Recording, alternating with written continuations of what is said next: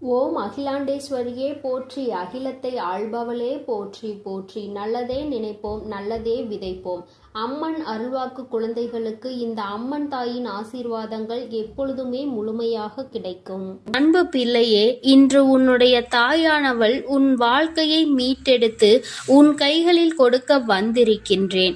என் தங்கமே, உன்னுடைய வாழ்க்கையானது உன்னை விட்டு பிரிந்து சென்று வெகு நாட்கள் ஆகிவிட்டது.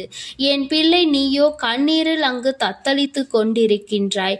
நம் வாழ்க்கை கடைசி வரையிலும் இவர்களோடுதான் தொடரும் என்று நினைத்தது இப்படி பாதியிலேயே நின்றுவிட்டது. இனிமேல் நமக்கென்று என்ன நம்பிக்கை இருக்கிறது என்று என் குழந்தை நீ சிந்தித்து கொண்டிருக்கின்றாய்.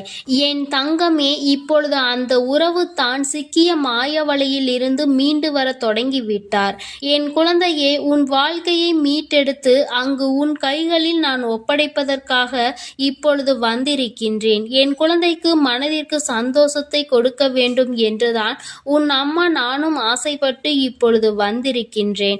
நான் சொல்கின்ற விஷயங்களை கேட்டுவிட்ட பிறகு இதை நீ எப்படி எடுத்துக்கொள்ள வேண்டும், என்ன முடிவு எடுக்க வேண்டும் என்று நீயே சிந்தித்து ஒரு முடிவினை எடுக்க வேண்டும். என் தங்கமே, யாரும் எந்த விஷயத்தையும் உனக்கு சொல்லி புரிய வைக்க வேண்டிய அவசியம் கிடையாது.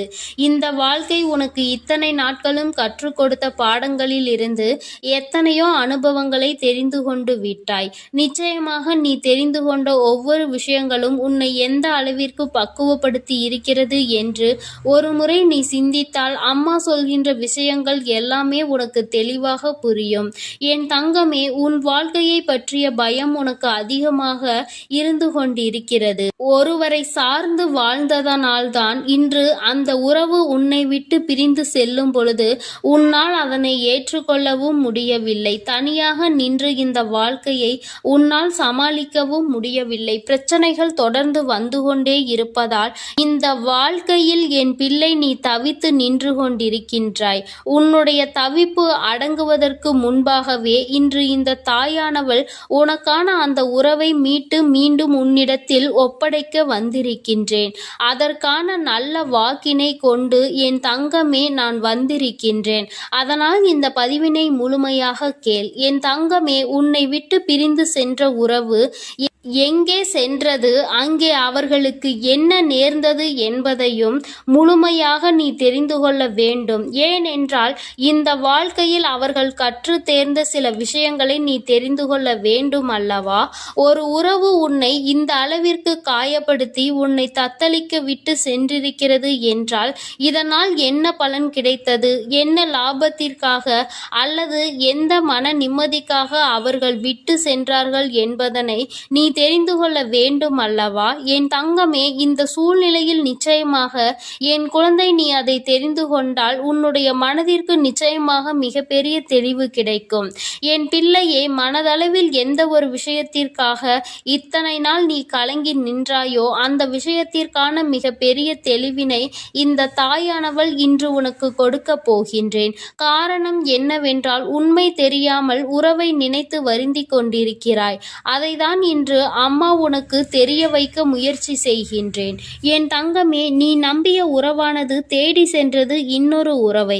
அது மட்டுமல்லாமல் அங்கே அவர்களுக்கு இதைவிட சந்தோஷமான வாழ்க்கை இருப்பதாக நினைத்து உன்னை விட்டு அங்கே சென்றிருக்கிறார்கள். அவர்களுக்கு அங்கே என்ன பலன் கிடைத்தது என்று கேட்பாயானால் அங்கே முதலில் நல்ல ராஜ வாழ்க்கை தான் அவர்களுக்கு கிடைத்தது. அந்த ராஜ வாழ்க்கையை சந்தோஷமாக வாழ்ந்து கொண்டிருக்கின்ற நேரத்தில்தான் அவர்கள் வாழ்க்கையில் விழுந்தது மிகப்பெரிய பிரச்சனை. யாரை நாடி சென்றார்களோ, உன்னை விட்டு எப்படி இன்னொரு உறவை நாடி சென்றார்களோ அதுபோல அவர்கள் நாடி சென்ற உறவு உன் உறவை விட்டு வேறொரு உறவை தேட ஆரம்பித்து விட்டது. வாழ்க்கையில் ஏமாற்றம் என்றால் என்ன, அவமானங்கள் என்றால் என்னவென்பதை தெரிந்து கொள்ள வேண்டும் அல்லவா? மிகவும் எளிதாக ஒருவருக்கு துரோகத்தை செய்து விட்டேன். அதனினுடைய பலனை அடையாமல் விட்டால் எப்படி? அந்த பலனை தான் அவர்கள் அடைவதற்கு இன்று தயாராகி இருக்கின்றார்கள். என் தங்கமே, இந்த வாழ்க்கை நிச்சயமாக அவர்களுக்கு பல கடினமான விஷயங்களை காண்பித்து கொடுத்து விட்டது. அவர்கள் செய்தது எத்தனை பெரிய தவறு என்பதை அவர்களுக்கு புரிய வைத்து விட்டது. புரிய வைத்ததோடு மட்டுமல்லாமல் பல வேதனைகளிலும் சோதனைகளிலும் கிடந்து அதிலிருந்து மீண்டு வர முடியாமல் இப்பொழுது தவித்து மீண்டும் உன்னுடைய உறவே பெரியது என்று நினைக்க இவர் தொடங்கிவிட்டார். என் தங்கமே, ஒரு விஷயத்தை நீ தெளிவாக புரிந்து கொள்ள வேண்டும். இந்த தாயானவள் உன்னிடத்தில் ஒரு விஷயத்தை சொல்ல வருகிறேன் என்றால், அம்மா உடனடியாக எனக்கு எல்லாவற்றையும் செய்து கொடு, உடனே நான் சந்தோஷமாக வாழ வேண்டும் என்று நீ கண்மூடித்தனமாக சொல்லக்கூடாது. அவர் மாய வலையில் சிக்கி இருக்கிறார் என்றால் தன்னுடைய சொந்த புத்தி இல்லாமல் அங்கே எதுவும் நடக்கவில்லை. தன்னுடைய வாழ்க்கை, அதிலும் தன்னை நம்பிய ஒரு உறவு, தன்னை விட்டால் யாருமே அந்த உறவுக்கு இல்லை என்கின்ற நிலை, இந்த நிலை எல்லாம் உணர்ந்த பிறகும் கூட ஒருவருக்கு துரோகத்தை செய்ய முடிகிறது என்றால், இவர்கள் மீண்டும் உன்னை நாடி வந்து உன்னோடு இருக்கும் பொழுது வேறு ஒரு உறவை தேடினால் அதனால் தவறு யார் மேல் வரும் என்பதை ஒருமுறை நீ சிந்தித்து பார்.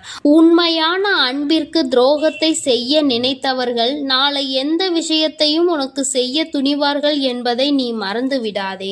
இவர்கள் நினைப்பதை நடத்துவதற்கான இடத்தை நீ கொடுக்க கூடாது. ஒரு முறை ஒரு தவறு உன் வாழ்க்கையில் நடந்துவிட்டது. இதிலிருந்து மீண்டு வர முடியாமல் நீ தவித்து நின்று கொண்டிருக்கின்றாய்.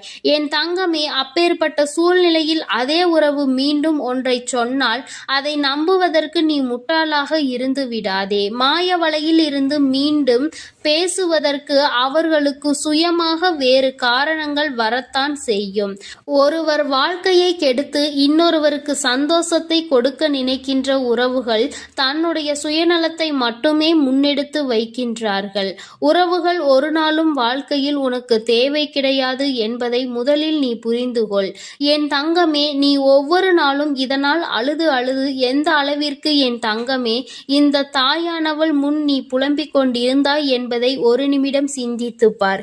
எப்பொழுதுமே உனக்கு நல்லதை மட்டுமே எடுத்துச் சொல்வேன். என் குழந்தையின் வாழ்க்கைக்கு ஏற்ற விஷயமாக இருந்தால் அதை நான் உன்னை விட்டு ஒரு நாளும் விலக்கி வைத்திருக்க மாட்டேன். என் தங்கமே, எல்லாவற்றையும் தாண்டி உன்னை விட பெரிது என்று நினைத்து இன்னொன்றை தேடி சென்ற உறவு மீண்டும் உன்னிடம் திரும்பி வந்தாலும் என்றென்றைக்கும் நீ அதனை நாடி செல்லாதே. உண்மையான உன் மீது அன்பு கொண்ட உறவாக இருந்தால் அந்த உறவு ஒருபொழுதும் இன்னொருவரை தேடிச் செல்லாது. என் தங்கமே, இது பொய்யான உறவு என்பதை நீ புரிந்து கொள்ள வேண்டும். அதனால் என் பிள்ளையே, எதுவானாலும் சிந்தித்து முடிவெடு. மீண்டும் ஒரு ஏமாற்றத்தை ஒருவேளை கொடுத்தால் அதை உன்னால் தாங்கிக் கொள்ள முடியும் என்று நீ நம்பினால் மட்டுமே இந்த வாழ்க்கையை நீ தேர்ந்தெடுக்கலாம். இல்லை, எனக்கு வேண்டாம், என்னால் முடியாது என்று நீ சொல்வாயானால் நிச்சயமாக நீ தப்பித்து கொள்ள வேண்டும் என்றுதான் அம்மா சொல்கின்றேன். என் குழந்தையே, வாழ்க்கையில் உண்மையான அன்பினை கொடுக்க எத்தனையோ பேர் இருக்கிறார்கள். பொய்யான அன்பிற்காக உன்னுடைய வாழ்க்கையை நீ தொலைத்துவிடக் கூடாது என்றுதான் அம்மா சொல்கின்றேன். என் குழந்தையின் மனதில் இருக்கின்ற இந்த எண்ணங்களை அம்மா நான் நிச்சயமாக புரிந்து கொண்டதன் பலனாக தான் உன்னிடத்தில் சொல்கிறேன். வேண்டாம் என்று முடிவெடுத்து விட்டால் என்னிடம் வா, அம்மா உனக்கான ஆறுதலை கொடுக்கிறேன். வேண்டும் என்று முடிவெடுத்தால் அந்த வாழ்க்கை உன்னுடைய பொறுப்பு. இனி உன் வாழ்க்கையை நீதான் பார்த்து கொள்ள வேண்டும். அதில் மட்டும் நீ கவனமாக இருந்து விட்டால் போதும். அம்மா உன்னை எப்பொழுதுமே கைவிட மாட்டேன் என்பதை மட்டும் நீ தெளிவாக புரிந்து கொண்டால் போதும். என் அன்பு பிள்ளைக்கு இந்த தாயானவளினுடைய ஆசீர்வாதங்கள் எப்பொழுதும் முழுமையாக இருந்து கொண்டே இருக்கும்.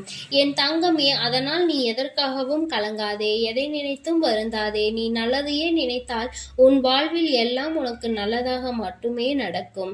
ஓம் ஸ்ரீ வராகி தாயே போற்றி போற்றி. ஓம் ஸ்ரீ வராகி தாயே போற்றி போற்றி. என் அன்பு குழந்தைக்கு இந்த சக்தி, என் அன்பு பிள்ளைக்கு இந்த அம்மன் தாயின் அன்பும் ஆசீர்வாதமும் முழுமையாக கிடைக்கும். ஓம் அகிலாண்டேஸ்வரியே போற்றி. அகிலத்தை ஆள்பவளே போற்றி போற்றி.